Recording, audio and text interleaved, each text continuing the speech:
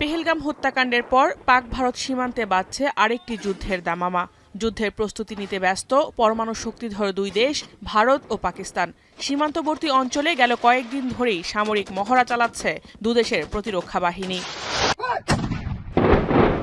শনিবার নতুন করে স্বল্প দৈর্ঘ্যের একটি ব্যালিস্টিক ক্ষেপণাস্ত্রের পরীক্ষা চালায় পাকিস্তান।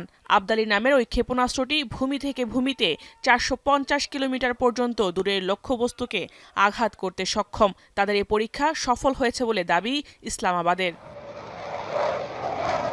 বান্ডেল থাকলে প্রতি সেনমানিতে টাকা বাঁচবে। বিকাশ সেনমানি বান্ডেল কিনে জিতুন প্রতি লেনদেনে। পাকিস্তান যখন ব্যালিস্টিক ক্ষেপণাস্ত্রের প্রস্তুত করছে, তখন তাদের প্রতিপক্ষ ভারতও প্রস্তুত যুদ্ধবিমানের বহর নিয়ে। একদিন আগেই দেশের উত্তরপ্রদেশে যুদ্ধবিমানের মহড়া চালায় ভারতীয় বিমান বাহিনী, যেখানে ছিল Rafale, Jaguar, Mirage 2000, Sukhoi 30, MiG-29 ও C-130 সুপার হারকিউলিস সহ অত্যাধুনিক সব ফাইটার জেট। এদিকে পেহেলগাম হত্যাকাণ্ডে জড়িত সন্দেহভাজন ৬ জনের খোঁজে শ্রীলঙ্কার কলম্বোতে অবতরণ করে একটি বিমানে ব্যাপক তল্লাশি চালায় বিমানবন্দর কর্তৃপক্ষ।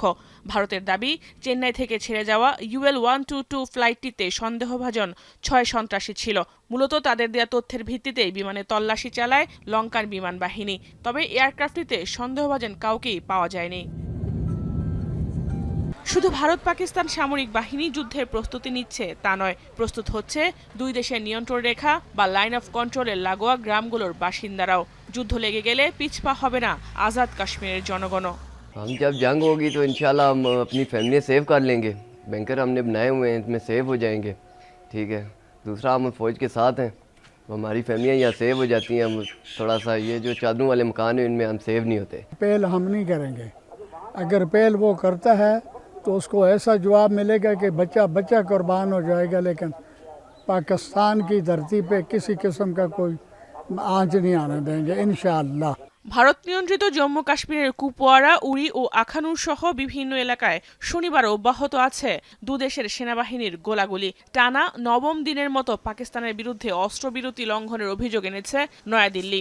জবাবে পাকিস্তান কোনোভাবেই সংঘাত উস্কে দেওয়ার পক্ষে নয় বলে জানিয়েছে ইসলামাবাদ। দুই পরাশক্তির সাথে আলোচনার উদ্যোগ বাড়ানোর সম্ভাবনার কথা জানিয়েছে জাতিসংঘ। Pakistan does not seek escalation. This has been made clear by the political leadership of Pakistan and at all levels. At the same time, we are fully prepared to defend our sovereignty and territorial integrity. Should India resort to aggression, Pakistan will exercise its inherent and legitimate right to self-defense as enshrined in the UN Charter. We expect the Secretary General to have more conversations with both parties.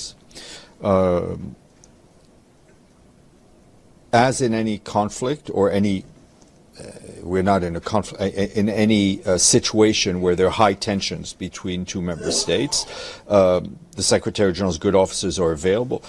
But to state the obvious, good officers only work if all the parties involved accepted.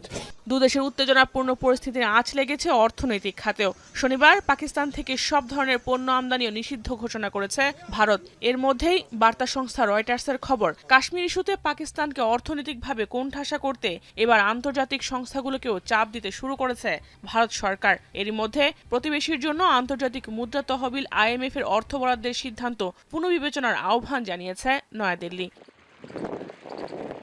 Jahanara Bhuiyan, এখন বিশ্ব।